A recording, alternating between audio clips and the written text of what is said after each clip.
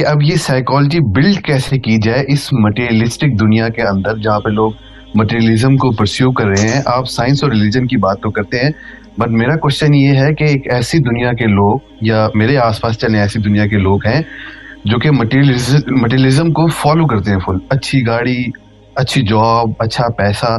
اب ان کے اندر یہ سائیکی کس طرح بلڈ کی جائے جو آپ نے ابھی بات کی ہے. اچھا, پہلا تو کوشچن میرا یہ ہے.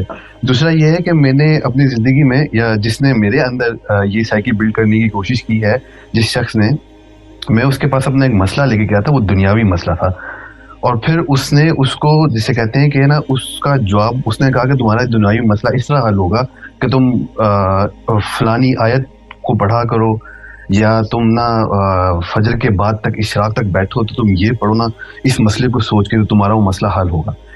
پھر میں نے وہی کیا جو اس نے کہا, میرا مسئلہ حل ہوا. تو پھر مجھے سمجھ آئی کہ ہاں اللہ تعالیٰ ایک ایسی چیز ہے جو کہ میرے مسئلوں سے بڑھ کر ہے. مطلب میں اپنے مسئلوں میں پڑا ہوں تو مجھے آگے بڑھنا چاہیے اور اللہ تعالیٰ کی طرف اور آنا چاہیے.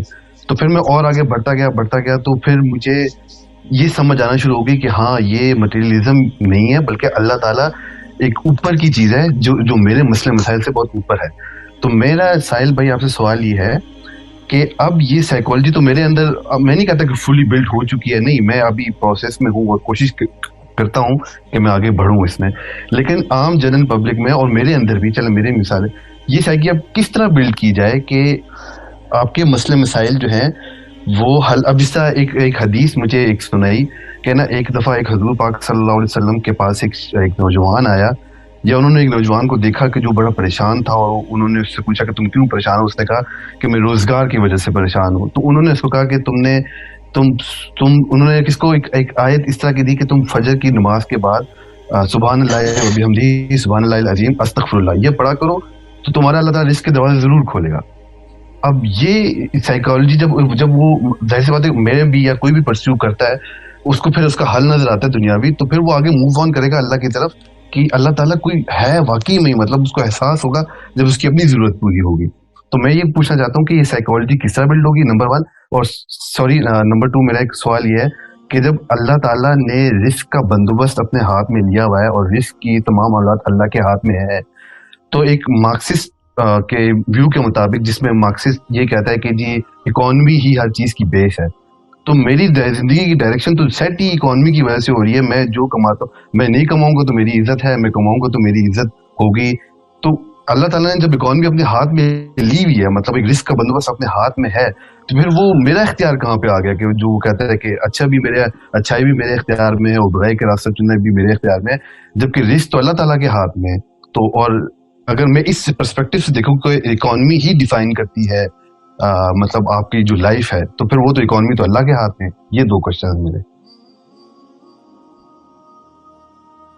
یہ آپ کا آخری سوال ہے نا, کیونکہ مجھے پچھلا سوال نا آپ کا کوائٹ فرینکلی یاد ہی نہیں رہا, آپ نے دوبارہ پوچھنا ہو, کیونکہ میں آپ کے سوال میں اتنا کھو گیا ہوں کہ میں آپ کو پہلے دوسرے سوال کا جواب دیتا ہوں. جی مارکسزم جو ہے نا, Marxism, Karl Marx was a socialist, یاد رکھیے گا. he was tainted by the Bible. میں کیوں کہہ رہا ہوں, کیونکہ اس کا دادا بھی اور اس کا باپ بھی بائبل کے اسکالر تھے اور بڑے اچھے اسکالر تھے. I mean, these people are renowned. یہ ایک ریبل تھا اگینسٹ the biblical psychology. یہ بس یاد رکھیے گا. He was a right winger. اس میں کہیں سے بھی وہ کوئی لبرل نہیں تھا. He was a very very religiously tuned man. Okay, but چونکہ وہ ریبیلین کے ریئیکشنز ہوتے ہیں تو پھر اس طرح کے معاملات ہوتے ہیں. اس کی آدھی بات درست ہے کہ economical strength will determine the individual strength. ٹھیک ہے, اس میں کوئی شک نہیں ہے, مگر how is the economical strength going to come. آپ کے سمجھ قرآن پاک نے اتنا بڑا سوال کا جواب نہ دیا ہو کہ معاملات کو سوسائٹی میں بیلنس کیسے کرنا ہے اور دنیا میں کیسے بیلنس کرنا ہے. The answer is in more than 25 آیات الگ الگ جگہوں پہ اللہ تعالیٰ نے بتائی کہ اصل میں جو معاملہ ہے نا, فار ایگزامپل ابھی میں اکنامیکل انڈیکیٹر لیتا ہوں, جیسے ایگریکلچر, کس بیس کے اوپر ایگریکلچر, کہاں سے where is the source of good agriculture? Of course water. Yes, water کے بغیر ایگریکلچر نہیں ہے.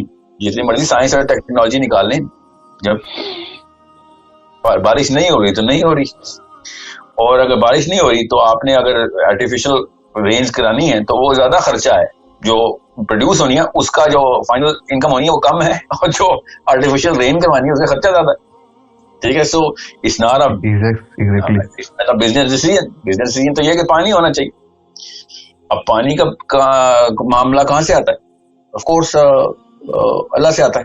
ٹھیک ہے, بارش نہیں ہوگی تو پھر ایگریکلچر کہاں سے ہوگا؟ We still are agriculture based plant.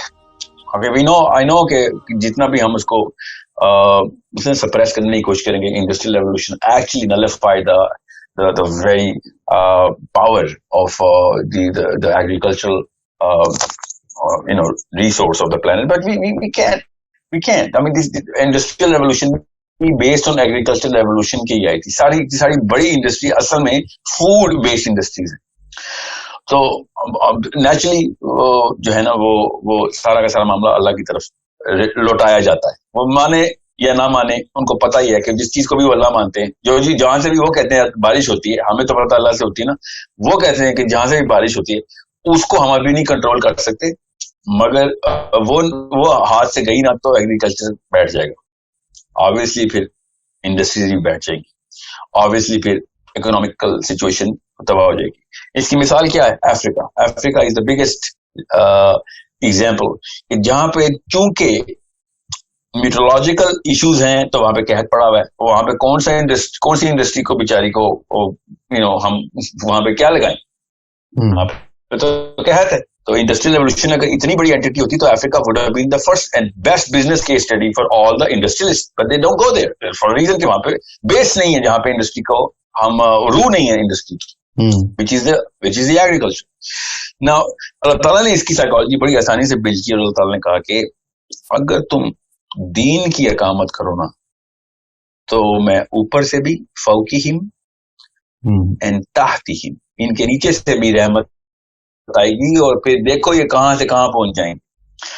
ٹھیک ہے, اللہ تعالیٰ نے باقاعدہ یہ اکنامیکل سولوشن دیا ہوا ہے, لٹرلی انہی الفاظ میں, کہ پھر تم دیکھو تم جو اتنے مارے پھر رہے ہو دنیا میں اپنی ریسورسز اکٹھی کرنے کے لیے, اقامت دین کا آرڈر دیتا ہوں تو تمہارے جو ہے نا معاملات کہاں سے کہاں پہنچ جاتے ہیں جب تم کرتے ہو. اور یہ ایک دفعہ کی کیس اسٹڈی نہیں ہے, نبی علیہ السلام کے ساتھ نہیں ہوا خالی. اب نبی علیہ السلام نے اقامت دین کی تو حضرت عمر کے ٹائم کے بعد 15 سال کے اندر پوری دنیا کی ریسورسز ہمارے پاس آ گئی, اور جیسے ہی ہم نے اقامت دین چھوڑی وہ ساری کی ساری ریسورسز چلی گئی. یہ حضرت موسیٰ کے ساتھ بھی ایسے ہی ہوا. ٹھیک ہے, بنی اسرائیل کے ساتھ ایگزیکٹ سیم سائیکل رن ہوا, حضرت صالح کے ساتھ ایگزیکٹ سیم سائیکل رن ہوا, حضرت ابراہیم کے جتنے بھی لینیج میں جتنے بھی معاملہ, حضرت یوسف کے ساتھ ایگزیکٹ سیم سائیکل رن ہوا. حضرت یوسف کی تو بہت تفصیل ہے نا, تو ہر بندے کو پتا ہے, سارا کا سارا سائیکل رن ہو گیا. حضرت یوسف نے کیا مانگا تھا؟ معدنیات مانگی تھی اور ایگریکلچر مانگا تھا نا مصر کے شاہ سے, یہ دو میرے ذمہ لگا پھر تو دیکھ. اور پھر حضرت یوسف نے پھر the whole psychology is pretty clear کہ اگر دین کا سسٹم نافذ کرنے کی کوشش کرو گے تو پھر ایگریکلچر کہاں سے کہاں پہنچ جائے گا. آف کورس فوقہم اور تحتہم کا مطلب خالی ایگریکلچر تو نہیں ہے نا.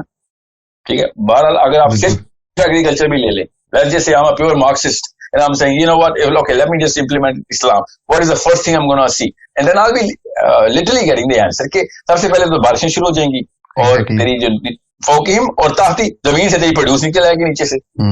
ٹھیک ہے, اب کہانی ختم ہو گئی. اب جتنے بھی یہ لیفٹ ونگرز ہیں نا, اسپیشلی یہ جو مارکسسٹ ہیں, وہ مجھے کہتے ہیں کہ یعنی عرب کے لیے تو ایگریکلچر بہت بڑی چیز تھی نا, وہ صحرائی بدو تھے, اس لیے اللہ ان کو یہ باتیں کر رہا تھا. مطلب یہ اللہ تعالیٰ کو بھی کسی ایک کمپارٹمنٹ میں سیٹ کرنے کی کوشش کرتے ہیں, ان کو اللہ نہیں سمجھ آیا ہوا کہ اللہ تعالیٰ کے نعوذ باللہ صرف ایگریکلچر اللہ کسان ہے. یہ ان لوگوں کو اتنی سمجھ نہیں آ رہی کہ اللہ تعالیٰ is talking about every single thing that can come from above اور بینیتھ, چاہے وہ metals, gold, silver or whatever they are into right now, because gold کے اوپر تو اکانومی سیٹ ہے نا ہماری. تو تحتیم میں گولڈ کیوں نہیں ہے بھائی؟ وہ بھی زمین سے نکلتا ہے, خالی گندم تو نہیں نکلتی زمین سے, سونا بھی زمین سے نکلتا ہے. ہمارا ڈالر کا جتنا بھی فوریکس کا سارا کا سارا نظام ہے بولین بیسڈ ہے. بولین کیا ہے؟ سونا کتنا ہے کسی ملک کے پاس, اس کی کرنسی کو اسی ہم انفلیشن کنٹرول کیسے کرتے ہیں؟ وائی یو تھنک سونے کے اوپر اتنے بینز اور امپورٹس کے اوپر یہ لگا ہوا ہے ایکسپورٹ پہ معاملہ. Every country is running on the kind of reservoir of gold that they have. Where does the gold come from? It comes from underneath the planet. Yes. So फौकीम बताती اللہ ताला इरशाद करी जा रहे हैं. अब मैं आपसे ये कह रहा था कि अगर फातिमा तो ज़हरा और अली बिन अबी तालिब की लाइफ पे आएंगे तो अकामत दीन करनी पड़ेगी. फौकीम और ताहती तो उन्होंने बाई चॉइस नहीं ली हुई थी ना, कि नहीं हमें पैसे नहीं चाहिए भाई. नबी अलैहिस्सलाम ने कहा ना तुझे बकरियां चाहिए या मैं तुझे तस्बीह सिखाऊं, तो फातिमा ने कहा आपने वाकई बेहतर चीज दी. फिर फजर की 2 सुन्नतें दुनिया और जो कुछ दुनिया में उससे बेहतर है. इसका क्या मतलब है? whatever you're going to yearn for you're going to get. if you're yearning for, मैं आपको इसकी मिसाल देता हूँ. मरने के बाद जब क़यामत वाले दिन ना, जब अलॉटमेंट होगी ना, प्रॉपर्टी अलॉट होगी जन्नतियों को, तो जो फजर की 2 सुन्नतें ही खाली पढ़ रहा होगा ना, उसको जो दुनिया मिलेगी ना, वहां पे जो जमीन मिलेगी, वो इस दुनिया में तमाम तर जो कुछ भी है उस सबसे बेहतर चीजें उधर होगी, और उसकी जो जियोग्राफी है वो भी इस दुनिया से बेहतर होगी. मैं आपको एक एंगल दे रहा हूं खाली.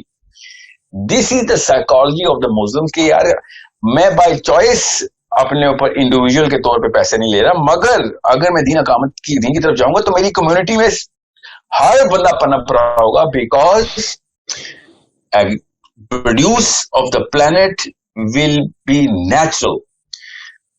अनइमेजिनेबल है कि ये बंदा इस क्लियर एग्जाम्पल्स को रिफ्यूट करके बोले कि नहीं ये सोल्यूशन ही नहीं है भाई, ये सोल्यूशन ही नहीं है. आप बता दें कौन सी साइंस है फिर इसके अलावा, मादनियात के अलावा, एग्रीकल्चर के अलावा कौन सी साइंस है इस वक्त जो कि मैटर बेस्ड ना हो या फिर एग्रीकल्चर बेस्ड ना हो. इंडस्ट्रियल रेवोल्यूशन है ही मैटर बेस्ड. सारा का सारा मैटर जमीन के नीचे से निकाल रहे, हवा से कौन सा मैटर पकड़ा हमने. So it's a very I mean, it's a long session that I will have to go into, categories में split करके और फिर उसको अलग बयान करें. But I hope you get the big picture कि किस तरीके से इसको देखना है. So same goes for the individual.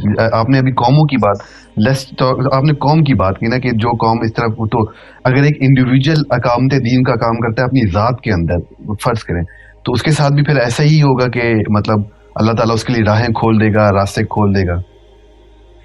देखिए, एक अच्छा हो गया आपने ये बात पूछ ली. एक बात मुझे बताएं कि दुनिया के जितने मुसलमानों को ले लें, वैसे तो पूरी दुनिया पे रूल अप्लाई होता है, जो भी अल्लाह को मानने वाले, दुनिया में ज्यादातर लोगों की ज्यादातर दुआएं कबूल होती हैं या नहीं होती? नहीं होती. यस. सो इसका क्या मतलब हुआ कि देखिए, मैथमेटिक्स कितनी क्लियर है.